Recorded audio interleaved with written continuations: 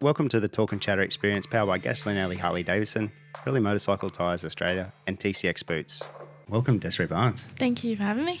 Absolute pleasure. Thanks for making your trip in, and it's really unique because you're someone that I wanted to have on here for a long time, and then I was at Appen working, and I'm like, oh my goodness, that's Desiree Barnes there. Yeah. And I'm like, hey, and because I was commentating, you're like, you're not going to ask me to comment later, right? And I'm like, I'm not putting you on the spot. Don't worry about this. But hey, it worked out really well. So thank you for making the time and for coming in. And how was that event? Did you enjoy it down there? Yeah, I love watching the flat track. Yeah, right. It's a good sport, eh? Yeah, absolutely. Everything goes by sort of like the sport you're involved in. Yeah. Within 45 seconds to a minute, everything's done. So and then quick. You start again. Yeah. You know? Where did it all begin? What happened for you? How did it all start for BMX? So I started riding when I was 3.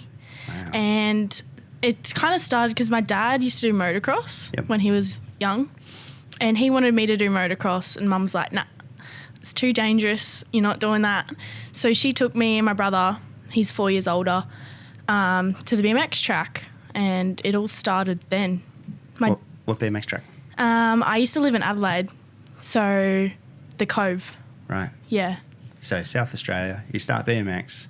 What's the transition from being 3 years old, starting to balance, to winning world championships, winning national titles? How does it work? So I started when I was 3, started racing at 4. Yep. Within 2 years, I did my first world title at 6 because it came to Adelaide. It was in Adelaide. Wow. So it was, So Dad nommed me. I went and I won it. My first worlds at 6. And it took off from there. Started travelling every year for it. That is insane. What an awesome opportunity at 6 years old, though, for it to come to your state. Yeah. That's a cool start. Yeah. It was like it was meant to be. Yeah. Yeah. And now we're, many years after that, you've done this your whole life. 6 years old, you succeed from that point. Yeah. How do you keep success going? Oh, it's hard. Yeah. It's hard. There's been a few times since probably when I hit my teenage years, I'm like, I can't do this anymore. Wow. Yeah. So what's that? Is that motivation? Definitely. I think it's because I started so young. I started travelling so young. I've been everywhere. I'm like, I just want to take a chill. Yeah. Yeah. That must be so difficult because, there's obviously talent.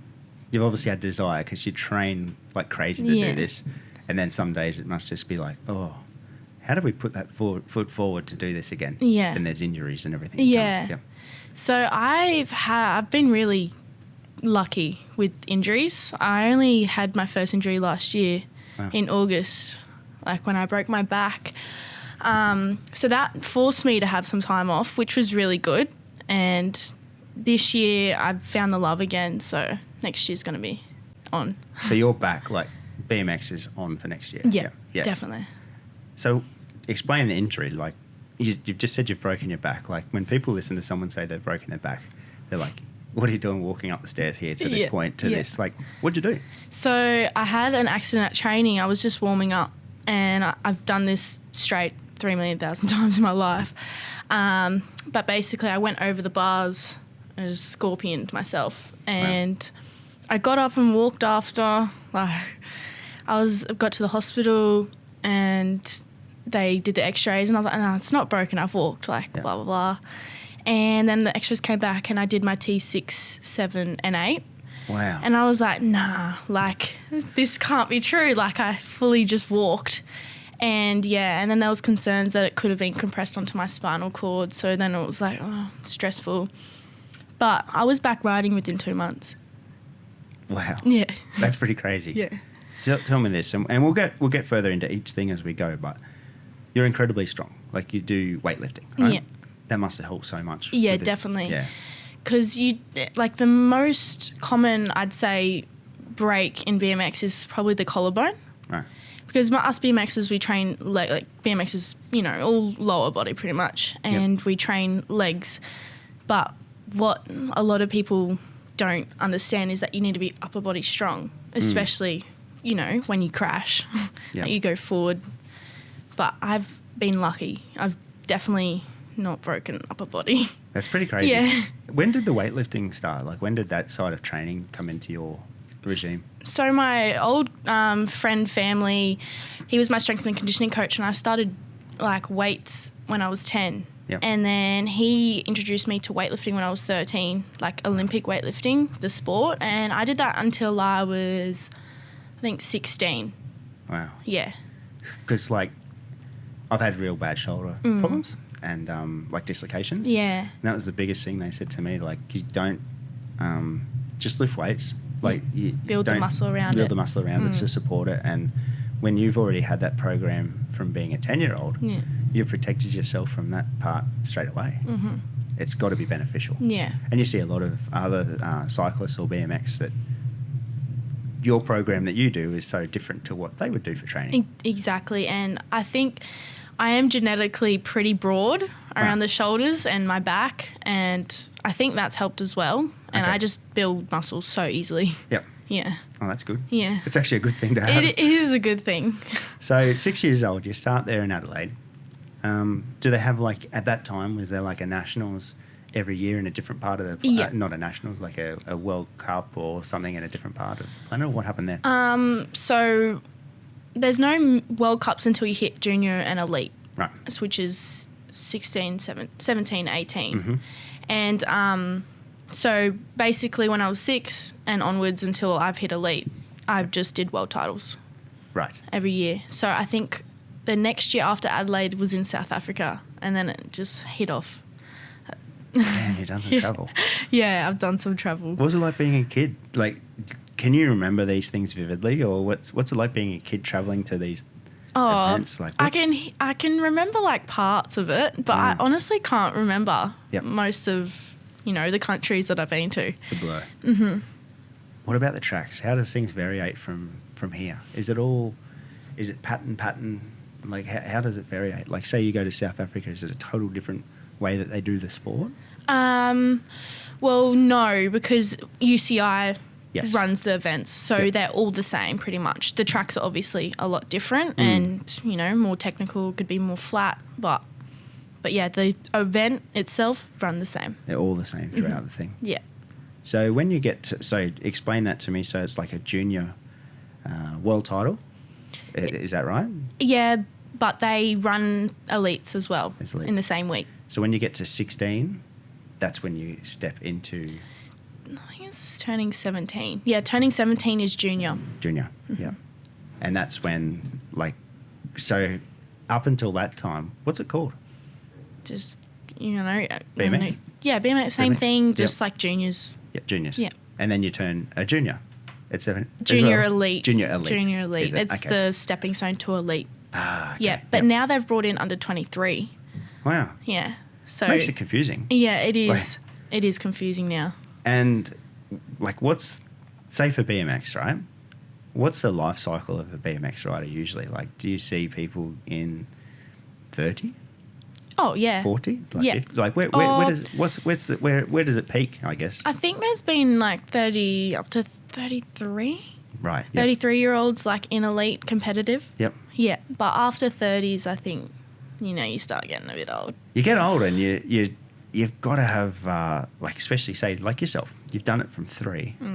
Like you said, like you get to 16 or something as well, you start to think about it. You imagine getting the next number of 30. You'd be like, do I want to do this again? Yeah. What's the machine that you try and train on? Like, it's like what we call a dyno. Like, what is, the cycle machine where you basically have your BMX strapped to it, and then you basically simulate a run with rollers. Yeah, rollers. Is it just rollers? It's called rollers, yeah. Ah, easy. Yeah. Like, you imagine that, like, you wanted to go get on the rollers, like, of a night time. You're like, maybe I could just sit around and not do this tonight. Yeah, just watch That's some got Netflix. to kick in. Yeah, just watch Netflix. That Even when I was like 14 to 16, it feels like that. Is that right? Mm-hmm. Yeah. Because I've done it for so long. Tell me about going to school. Like, it must be pretty cool. Yeah. Like, from a 6-year-old, like, you got to think that's like grade 1 or 2 or whatever, depending on where you're at. Like, you've just won like a world event at 6. Yeah. That must be pretty cool. Yeah. I finished it. I went across the line, and when you're at Worlds, you can't see your family. Like, you're in a pits and you're, you know, secluded from your family. They can't come see you, can't talk to them really. So once I got to Dad, he's like, do you know what you just did? And I was like, nah. He's like, you just won Worlds. And I was like, what? Wow.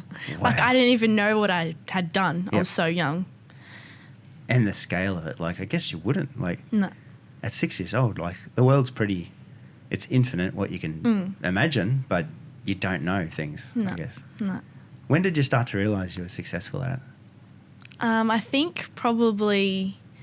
So I went to South Africa the following year, 8 girls, I got second. And then the following year, where was it? Somewhere in Europe. And I got third. And I was like, okay, I'm up there, like I'm top 3. So then the following year, I think it was New Zealand, and I won again. And then I won the following year, 2 in a row. And then the following year. And it was like, okay, well, I just need to keep winning. I was like, nah, there's nothing less than 1 now. Yep. And then I had a few bad years. I crashed or something. I got 7th, and then I came back and I was like, I have to win. And I was, I think, 13, and I won it again. And then it went to Colombia and I won it again. And I could never get the 3 in a row. Wow. I just could never get it. But since then, I haven't won one yet again. How does that feel?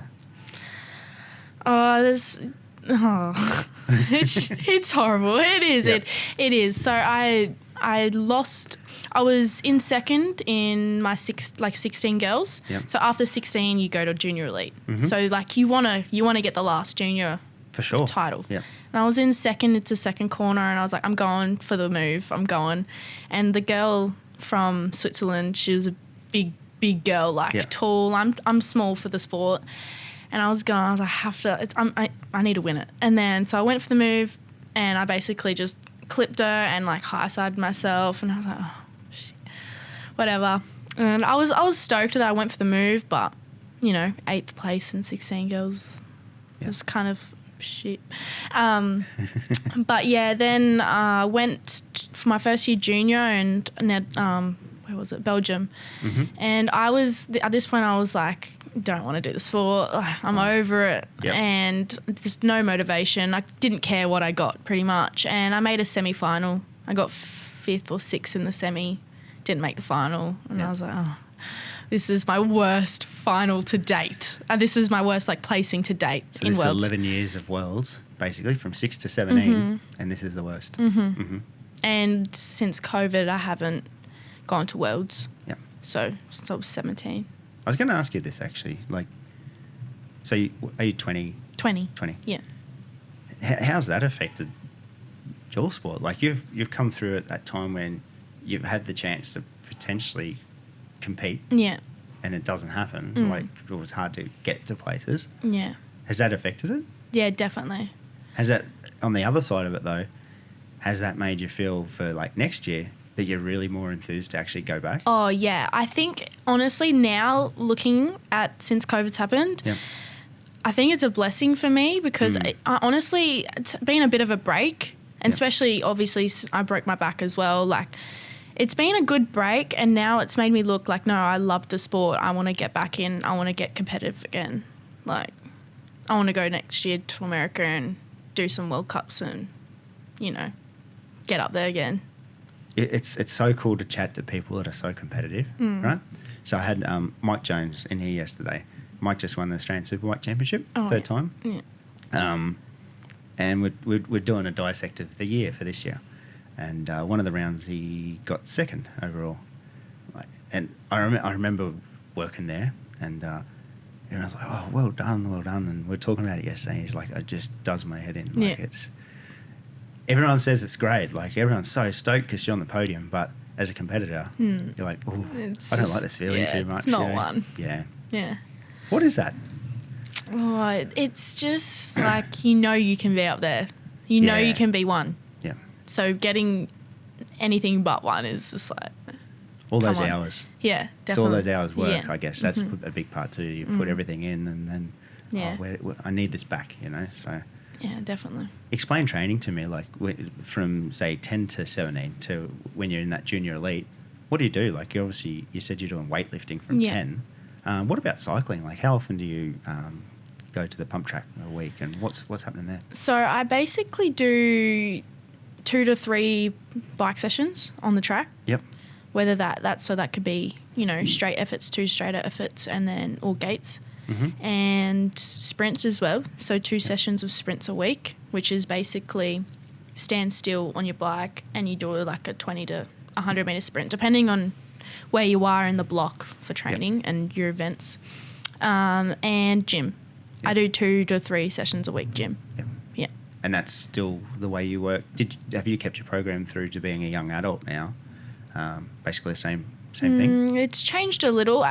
I'd say it's honestly been pretty same. Yeah, because I did do weightlifting and I did 3 sessions a week for weightlifting. So, but I was doing the sport. Yep. So it was, I got older and I'm like, I can't juggle both. Yeah. Yeah.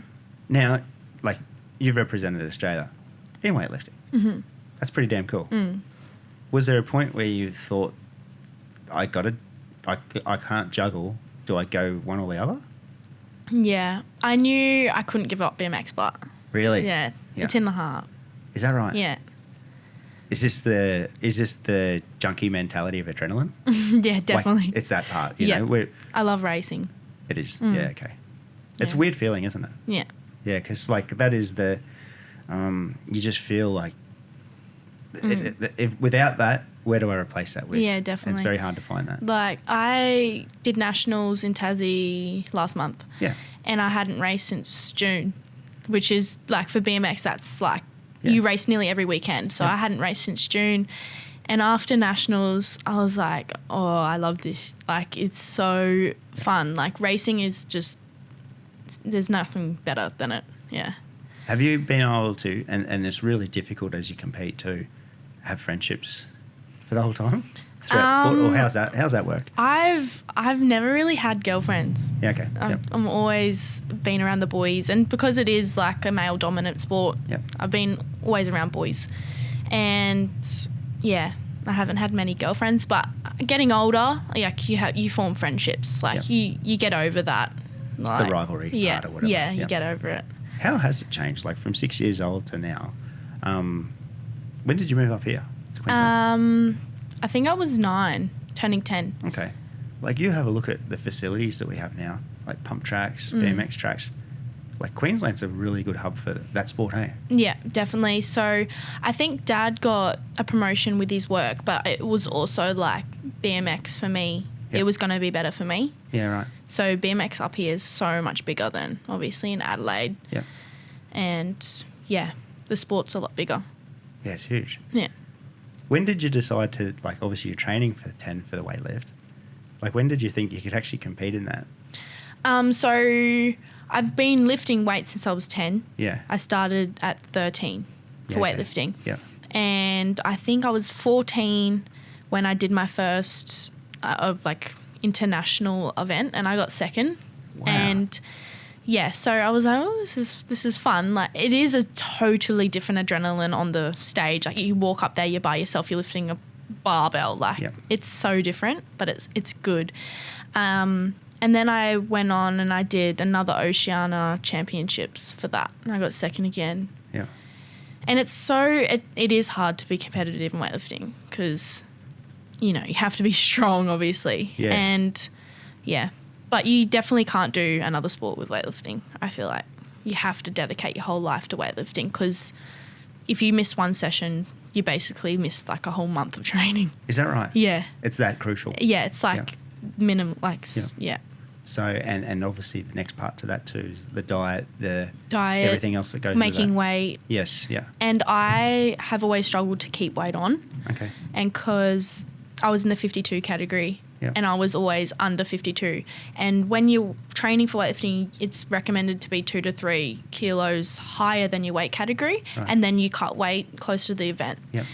And I could never keep on weight. So, you know, training like lighter than your actual category was always my, you know, struggle. So you're on the other spectrum of you're trying to gain to get into it, but you're on the light side of 52. Yeah. Whereas someone can come in at 54, 55 and they're already stronger because they're heavier. Because they're heavier, more muscle mass. Yeah, and towards the end of me competing, they bumped the categories up to 55, and it was so hard, so hard. I think I could make 54, and that's all I could do.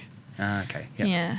That's full on, isn't it? That's such a tough one. And is that the smallest? Like, is that the lowest class of weight? No, there was 49. It was 48, and then they bumped it to 49. But that's too low. Okay, yeah, it was too low. I was like, I'm not losing all this weight, especially for BMX. Yeah, BMX, you want to be as heavy as you can. Because this is what I was going to ask as well with that. Because we're talking about was she a Swiss girl from? Yeah. Yeah. I didn't. Yeah. You're saying that she's bigger. Right? Yeah. Is there a perfect size? I mean, it's never really been spoken about, like, being small is, a disadvantage, or like one of the best female racers in BMX, Elise Post. Elise Willoughby now, she's married. So she's like my height. Right. She's tiny, but she's strong, like strong. And she's won a silver medal. So, but a lot of the European girls are huge. Like, you're not huge, but like tall and like, broad. And genetically, it's, like bigger across the shoulders and broader. Yep. And, when you're going for the moves in the corners, and a bigger person is going to have you, know.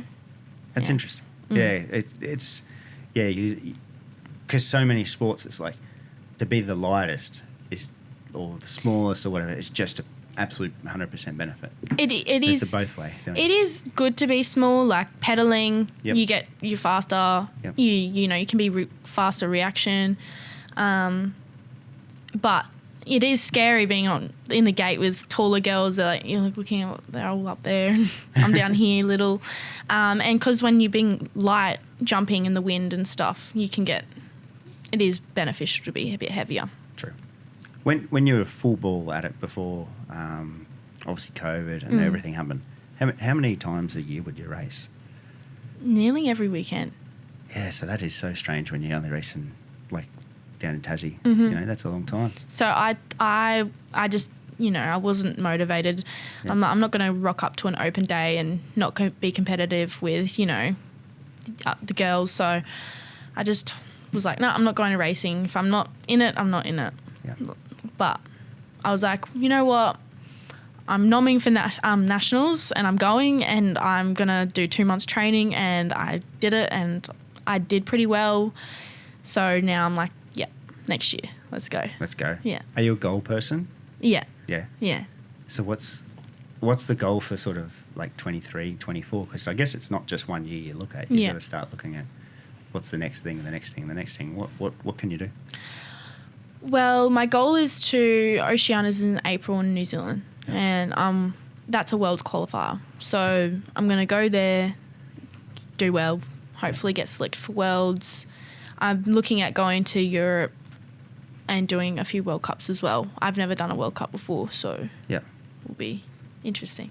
Sport, like in general, cycle sports, BMX, mountain bike, everything, it's in a real good place, isn't it? Yeah. Like it's very popular. It's growing and growing and growing. There's more eyeballs on it. Must feel good because I guess it's taken. BMX has always been popular amongst a lot of people, but it doesn't get a broader audience sometimes. But now, it is definitely on the world stage. Yeah, now it's Oz Cycling, so it's all formed together. Yep. I think, especially now, also BMX Freestyle. It's in QAS. Logan Martin won the gold medal, so it's bringing a lot of limelight to the sport of BMX as a whole. It's unreal. Like, I was going to actually ask you about Oz Cycling, but you've already touched on that as well. So, because that's changed in your time. Yeah. But having Logan winning that, national TV coverage. Absolutely, like morning TV, like things where a lot of people just would have not seen. And it's, everyone has different opinions of how to do things and that, but that's got to be good for the sport. Oh, it's been really good. Yeah. Yeah. So if you get selected, how do you fund that? How do you go overseas? Like, you've done this for a long time now. How does this all work? It's all out of the back pocket. It is? Yeah. Yeah. Elites, I think, get covered. Okay. But next year, I think I'm going to stay in under 23. Yep. So the whole time, like through you know, you've travelled to South Africa, like all these places. Mm-hmm. That's all personal funding? Yeah, Dad. Wow. Yep. Cheers, Dad. Yeah, cheers, Dad. It adds up, eh? Yeah. Yeah. Yeah. Like, it's no different to any other sport. Like, that's how it is. No, right? it is how it is. But to make it, you gotta spend the money. Yep. What about bikes? When you ride, like, you've had different brands over time. Do you have just super feeling of everything? Like in Does what? everything feel different? Like every bike? Oh, yeah. I'm so fussy. Really? Yeah, so I think, obviously when I was younger, I rode different bikes. Dad bought me a bike, I would just ride it. Yep. But since I was, I think, 12, I've been on a Pure. I was on a Pure. Yeah. And I did not change. I got a Speedco 2 years ago, and they're the only two bikes that I enjoy riding. Really? Like, that I ride good on. Yeah. Yeah, So I'm if you fussy. jump on something else, you feel it straight away, like, no, this isn't for me. Yeah. I rode for a team, and I loved their bike. Yep. But it wasn't me. Yeah. Yeah. Now what is that? Because usually, like, you have chains, you know, group set, what does they call it, mountain bike or whatever. Yeah. Are pretty much the same brands. What's bolted onto the bike? Mm-hmm. So is it just the frame, just where everything sits, just feels funny? Yeah, so for me, if the bottom bracket's too low, Yep. When you're coming out of a corner and you're pedaling, because I pedal really early, Right. and the pedal would hit the ground and I'd high side myself and nearly crash, or I've crashed a few times. Yep. So that's the positioning that gets me. Yep. And then obviously, yeah, but I just know. Even Dad will move my bars a little bit and I'll be like, something's not right here. It's pretty, yeah. That's what it should be. Yeah. Like, with what you've done, Yeah. you are the best of the best, right? You're in elite level of cycling, Yeah. of BMX. That's what the difference should be Yeah. to me hopping onto something and, as a mere mortal, and going, oh, yeah, this feels great, Yeah. like oblivious to whatever else it does. That's what it should be. Yeah. That's pretty cool. Yeah. It's good. What do you ride next year? Can you not say? Or I haven't been on a team for many, many years. Yep. I'm open to it, Okay, yeah. but yeah, haven't had a conversation yet, but Yep. I think I will. You will? Yeah, Okay. yeah. Does that make it easier, like for teams, right, when they do that, does that make it easier for the travel and that? Depends on what deal you get, Okay, yeah. but you know, I don't like the pressure, and if I'm not in love with the bike and I don't feel comfortable, I'm not gonna do it. Yeah. Yeah. Isn't that a good position to be in? Yeah. Because it's actually what you know you want. Yeah. Like, a lot of people go through life and just do it because that's sort of how it's done. Yeah, it's like you get a free bike and you get a bit of payment, but But- I'd rather do it and feel good on my bike and, Yep. you know, do it for me. It's That's a bit selfish, but you got to be. Yeah, you know, yeah. sometimes it's just the way it is. but yeah, I'm definitely open for it. I think I need to give people a chance and, Yeah. you know, try something different. I think it will be good. Sometimes that change can help mix things up too, Yeah, I guess. Eh? definitely. Yeah. What's the so like if like when you went to Tassie a few months ago, what was it like to line back up on the grid? Like, it's been a little while. Was it weird? I think first moto, I was shaking on the gate. I was like, oh my Lord, I haven't ridden since June. Or like raced since June. Do you still get nerves? Yeah, I do. You do? Yeah. Wow. Like nationals and stuff. Yeah, definitely. But yeah, it was so good to race. I was buzzing like a little kid. It's good. Yeah. It's what you want. Yeah. How is, like, in your time, like, you've come through a pretty unique era when you started to now, like the social media thing. You've got a fantastic social media presence. How has that benefited, and how has that been negative? Is there two ways? Has it just been a benefit? I'd say it's been a benefit. Yeah. Yeah. It's good for my sponsors. For sure. Yeah. So it's good. Yeah. Yeah. It's one of those things. I honestly thought, because when you started, it would have been very little of Yeah. that, you know? I think you know, my parents didn't want me on socials. Yeah. And I started my Instagram at 14 or 15. Yep. And yeah, it really kicked off when within like 2 years. Yep. So I was like 16, 17. I got to 10K. Yep. And I was like, oh, this is cool. Yep. And then, yeah, so my TikTok following has basically got most of my Instagram following. Explain that to me. So I've popped off on TikTok a little bit. Popped off. And so my following from TikTok go to my Instagram. And Yep. yeah, that's how I've basically got most of my following. And it's like great for sponsors. Mm-hmm. And just being able to show people everything that you can do. Yeah. Do you like, because you have done it for so long as a sport, do you consider yourself somewhat of a role model for that? Yeah. Or do you not even think of that? I don't really think of it. Yeah. You know, the little kids come up to me at the track at nationals and want a photo. I'm like, you know, I'm like, why do you want a photo? But yeah, and then I look back and I'm like, okay, I've been in the sport since I was 4, so you're successful. I've been around a while. So it's really cool. And I was going to touch on something you said about the open day, sort of, you know, just a is it practice day or, you know, a club day basically? Yeah. You don't want to line up so much. There's probably a little part there where you probably think as well, there's probably kids here that want to be with me. Yeah. That's pretty damn cool. Oh yeah. That's a good part too. Yeah, definitely. It's good.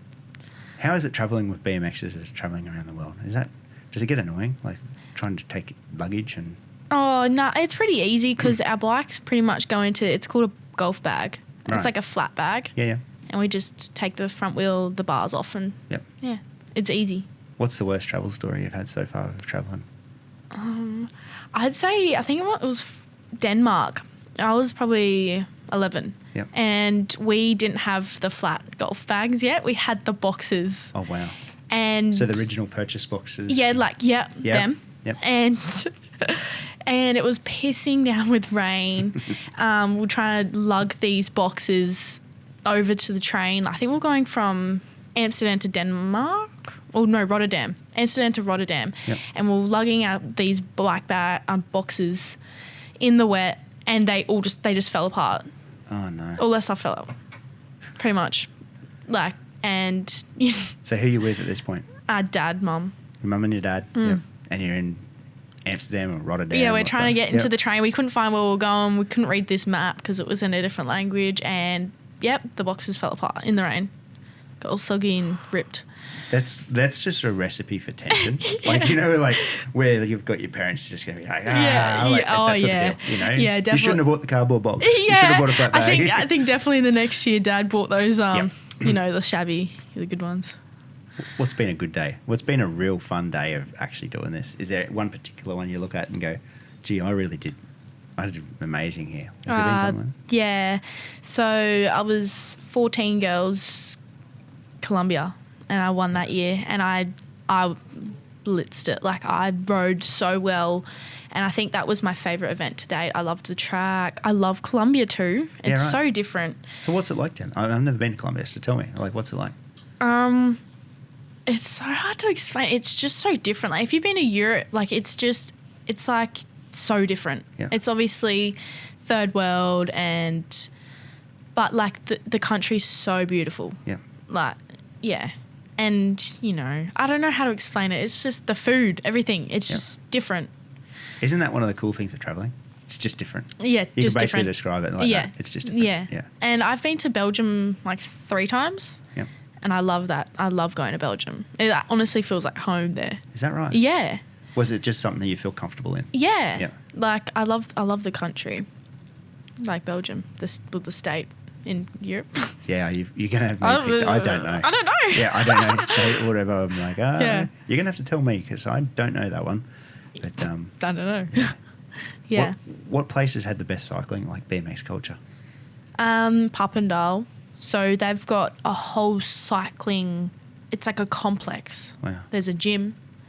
There's, you know, the physio, everything's there. Yep. And it's just cycling. Yep. It's huge. If you had the keys to Oz Cycling, right? There's not keys. I'm living in the past. You had a digital key card to get in there. Mm-hmm. What would be something you'd change? What would be something you go, hey, this would be really cool for our sport? Or is it perfect? I would say, like, it'd be sick to have, like, you know, a gym facility. Yep. All us BMX riders come there. We train together. Yep. You know, we can train together, but having a full facility, I'd say like QAS where you can go, you train with your pals, like. Yep. But yeah, just BMX. So like something like a Sleeman. Yeah, Sleeman. But with the whole infrastructure of everything else, the training program for gyms and everything all put in. Yeah, that'd be cool. Yeah. Do you reckon that'll ever happen? The sport's growing. It is. It definitely is. There's no doubt that can maybe be a thing. Yeah, 100%. Yeah, it'd be pretty cool. Yeah. What's our best place to cycle like BMX in Queensland? Probably Sleeman. It is. Yeah. Yeah. Really good. Do you enjoy riding there? Yeah, I love it. What's Nerang like? Love Nerang. Yeah. Yeah, those so two. Lucky to have those two. Yeah. Yeah. Queensland's blessed with good tracks. Now, when you were a kid, you said about the dirt bikes, like not to go that sort of path. As you've an adult, like I've seen you at dirt bike events a lot, like lately. Has there ever been a time where you've sort of go, maybe I should transfer my skill set over to this? Oh, I would love to. Yeah. Okay. But you can't risk the injury. Yeah. But I had a motorbike last year. I loved it. Yeah. I loved it. I want to get another one. Because with the riding skill, like it's there. Yeah. Like you can hop on. Yeah. And you don't go to like all these events around the world as a BMX person and not be able to have balance, skill, determination. Can you hear that? Yeah. So that's good. Yeah. So you don't have all that without being able to. Hey, one day I might transfer this over to this. So at one point, do you think that'd ever be a possibility? Definitely. Really? Yeah, definitely. What's the appeal of the motorbike stuff? I love it. I've always been. I literally tell my dad every day, I wish I did motocross. Yeah. Right. Yeah. I love it. What would be different if you did motocross compared to BMX? I don't know. Yeah. Don't know. Like, I don't know. I think it's... I watch girls on their dirt bikes and I'm like, that is so cool. Do you think it's a freedom thing? Yeah. Yeah. It's just because it has a motor, you go quick and you're doing that. Like, that bike is how much more kilos than you. Like, yeah, and you're just... You're showing it. Yeah. Like you're... Yeah. Yeah, it's... The motorcycle thing is real weird. Like it's such a simple machine, really, but it's real complex. Yeah. So much like a cycle, but it's still, I don't quite get it yet. I'm ridden since I was 3 years old. I still don't understand every sort of part to it. No. So, do you get stronger from here? Like how strong can you get? Oh, there's definitely more. Yeah. There's definitely more in me. Yeah. Would you go back to weightlifting? Nah, not as a sport. I still love like doing the movements, but not as a sport. Yeah. Yeah. Is that there's no best form of anything, but in your opinion, for what you do and how you want to be and feel, is that the best form of training that you can do for BMX? Yes. In a combination of like, plyos and because you need the speed and the, reaction, not just strength. What's the weirdest thing for reaction times you've done since you were a kid? Have you done anything strange like training? Like going over the gate? What's that? Going over the gate, like hitting the gate going over? Oh, no, like for training for reaction time, for the gate drop. Have you done anything? Not really. I'm not going to lie, I've been really slack. Like I hate box jumps. Okay. I hate them. But they're like one of the main forms of training for BMX. Is that right? Mm-hmm.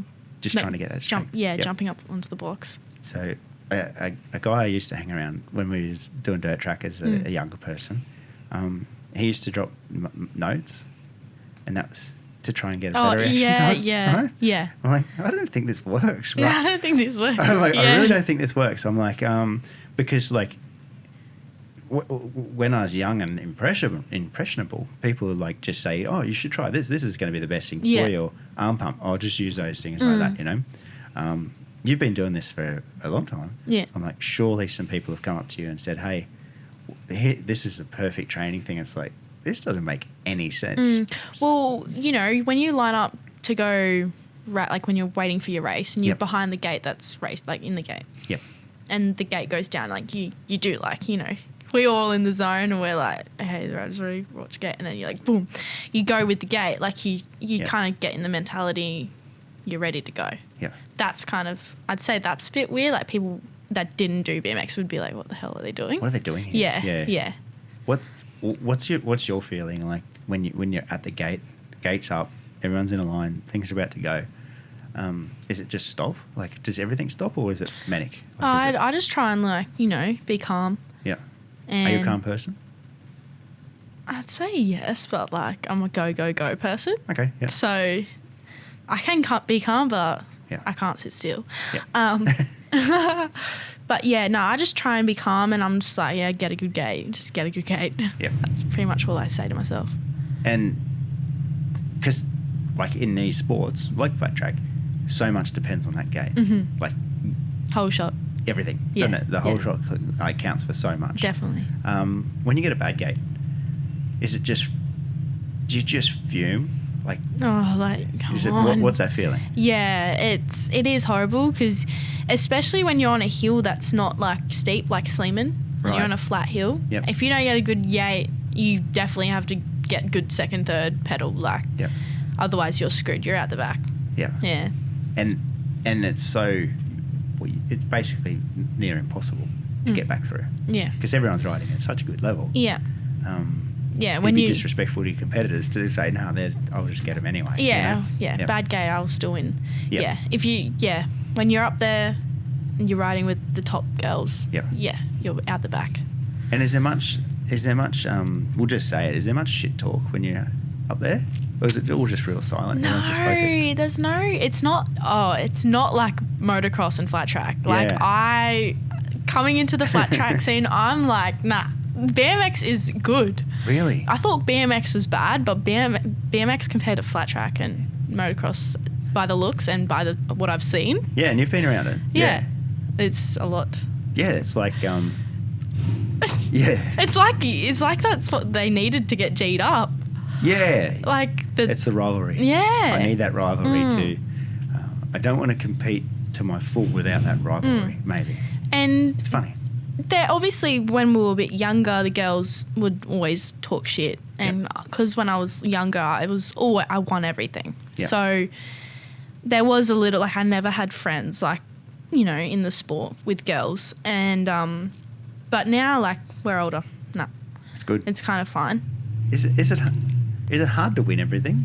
Not as in the actual racing part, but at some point when people are looking at you going, "Oh, she won again. She won again." Is that weird? No. You don't care. You just want to win. I loved it. Perfect. Yeah. Yep. Yeah. Like school, I'd go away and they'd be, oh, you won another thing. Like, I honestly nearly got bullied because I was always away.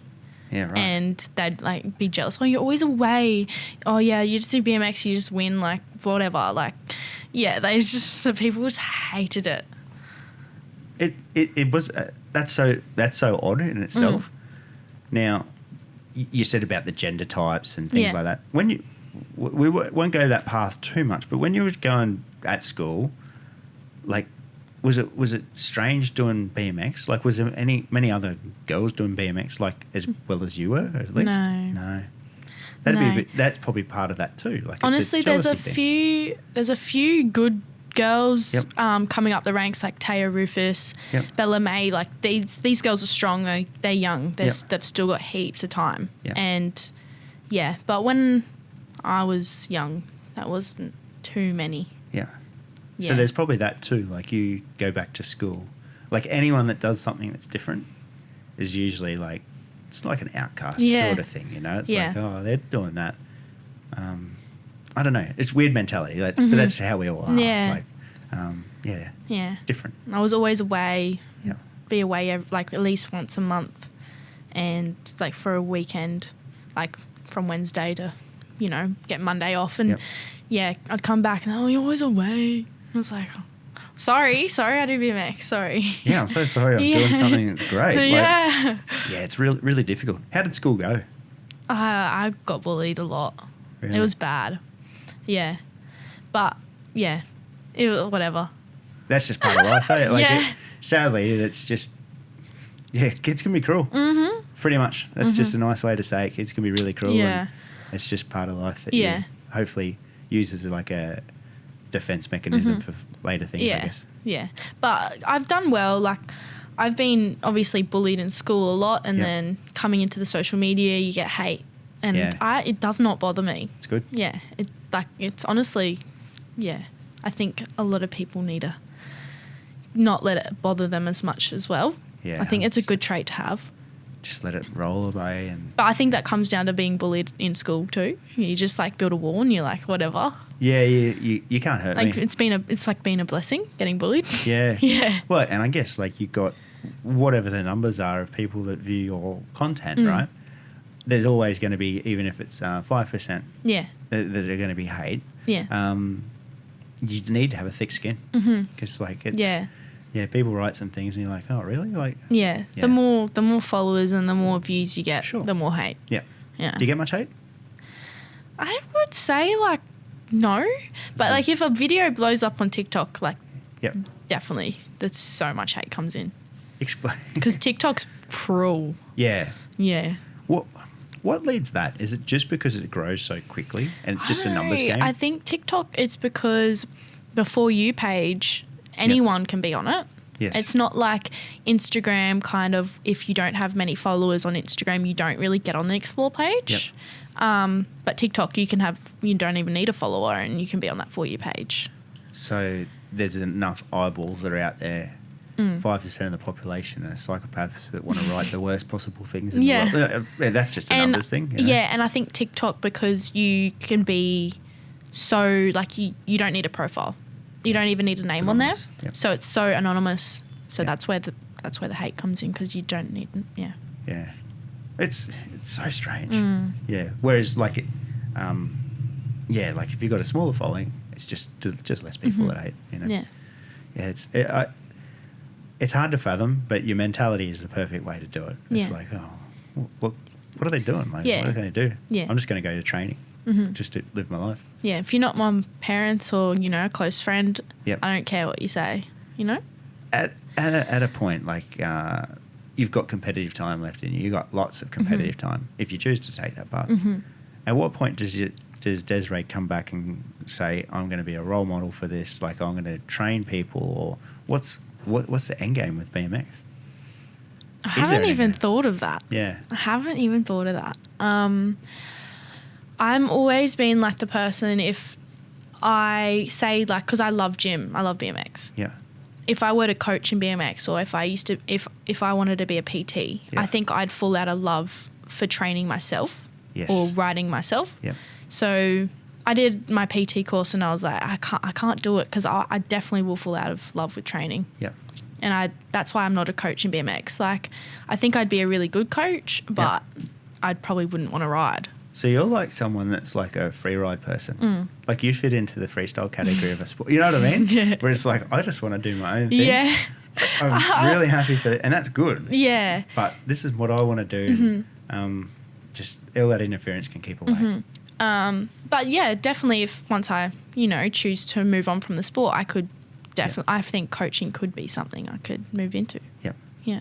And do you have people asking for that now? Like, do you have people asking for tips in the cycle world, or is it like that, or is it different in that sport? It's a bit different. Yep. Not, there's so many coaches, around, so yeah, I don't really get asked too much. That's okay. Yeah. I do on my social media about gym. Yeah. But not so much BMX. Not so much BMX. It's funny, like your primary sport is BMX. You've represented Australia in weightlifting, so it's a secondary sport as such. But people see you for weightlifting a lot too. Like it's like it's almost a primary thing. Yeah, I think it's because most of my posts on Instagram is like me posing in the gym and stuff. So, yeah. Could be that. Yeah. What's like for next year? Like, if you get to do this, we have to ride every weekend at events. Like, is it that sort of program? That's what I'm gonna be wanting to do. Yeah, right. More racing, more riding. Yep. The better you're gonna be. So just being more back bike time, definitely is, the upper hand. So you just need to do more and more. What's the calendar look like for that? Is there a calendar out for club stuff, or what's? There's no South Queensland or Queensland calendar yet. Really? No. But I think I'm doing, there's a Track Attack series mid-Jan, and it's in Melbourne, and it's basically you do, I think it's 6 races over 7 days. Wow. So you race all week. So I'm doing that. Yep. Heaps of bike time. And yeah, April was go time, New Zealand, Oceanias. Yep. Yeah, so train up to then and, go from there. How have you approached sponsorship over the years? How do I approach it? How do you approach it, sorry? I've got a manager. You do? Mm-hmm. Yep. So he started managing me, I think, 2017. And he's obviously got a group of girls, and he manages them through all different sports, and sponsors go to him. Yep. Yeah. That's good, because it's such a integral part of trying to keep the ball rolling. Yeah. Like, you need to ride your bike. Mm-hmm.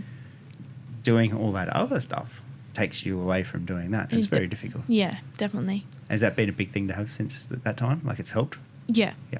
That Puma's been with me since 2018. I was going to ask you about Puma. Like, that's a huge brand. Yeah. Like, it still doesn't like seem real. Yeah. Yeah.